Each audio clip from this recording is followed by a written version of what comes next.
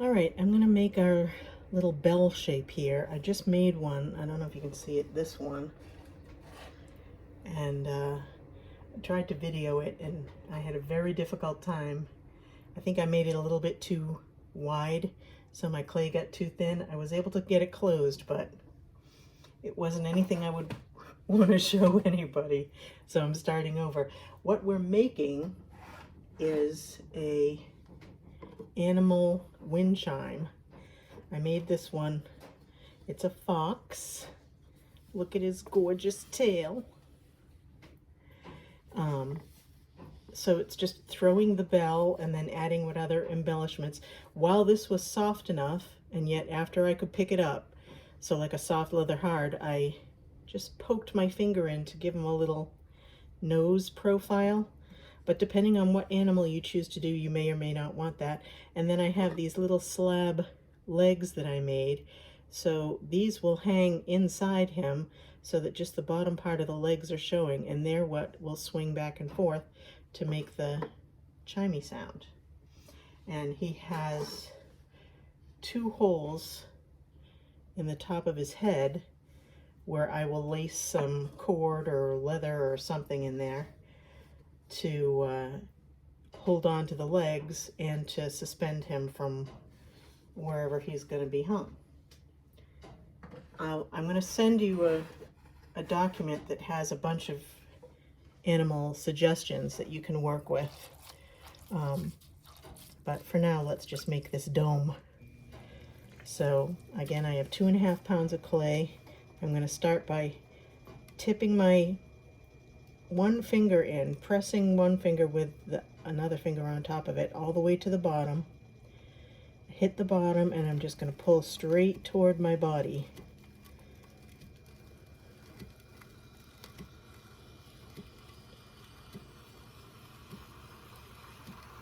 Okay.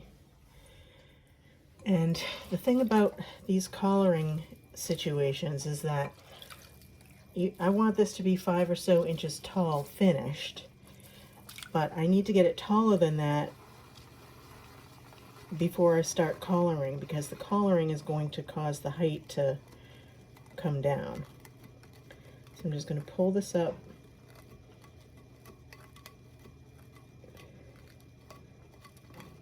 That's my first claw pull, and I just want to show you that this angle is hard to see, but that first claw pull, it's up 4 inches tall in one pull. That's why I like the claw. Okay, so now I'm going to do a regular pull, and I'm going to pull in toward the center to try and start the narrowing process now. And I don't want these walls to get too thin, because this is something that's going to live outside, and you know, if it's going to be hit back and forth by this thing, I want it to be nice and stable. All right, let's some of that water out. Let's see how, I'm going to check the height pretty carefully here. It's about 5.5 inches, maybe one more.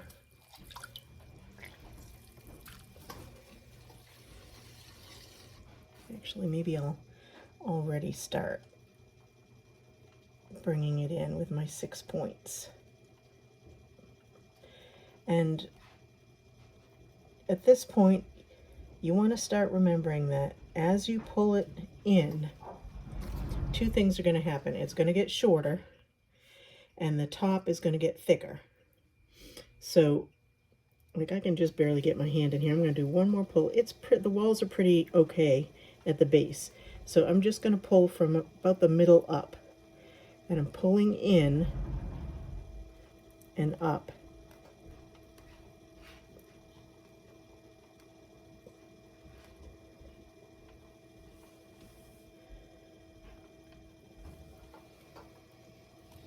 And then, so I'm going to pull and then collar, and then pull and then collar.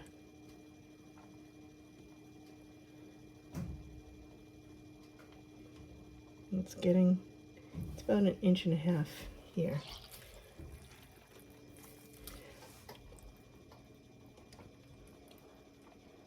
So again, I'm just pulling this top thickness,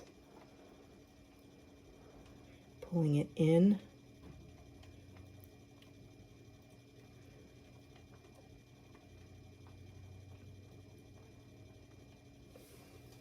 And then collaring it in. This might finish it off.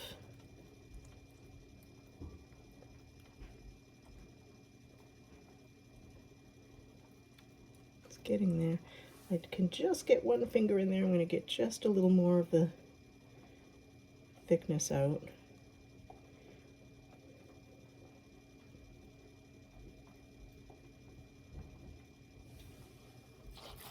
And then with it nice and wet, I'm going to just finish closing it in. Just gentle pressure, watching that hole get smaller and smaller. And then at some point the top part will stop spinning and then I can remove it. Now I still have a little hole there, which is fine. I can just keep going with my 2 fingers. Close it. And so now that I have this little nub, what I like to do is get my metal rib, and I'm just going to try to push it, like angle it in a little bit to flatten it.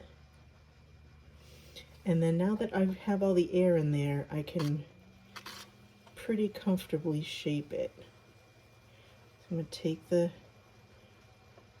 slip off the sides, and I can just push it down with my rib. And now that you know what this is, it's not, what's happening up here right now isn't mission critical to our project. I just want it to be nice and stable, but this pushing down part is important. I'm compressing it from the top, and then when it's a soft leather hard and I'm able to handle it without distorting the shape, what I like to do is take my knife, which is, where is my knife? Oh, here it is. I'll take this end of my knife, and on the inside, I rub the inside part of this nub. You'll be able to see the little spiral in there, and I just rub it to compress it from the inside too, because that's a potential cracking site. So this is it for the basic shape.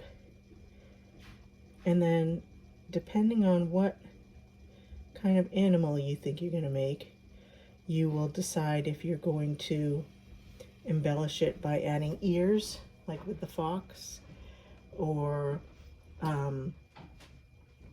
you'll see the two that I'm going to do next, the owl and the sheep, don't require the shape to be distorted any more than this, but I will add like a sheep head shape on top of it.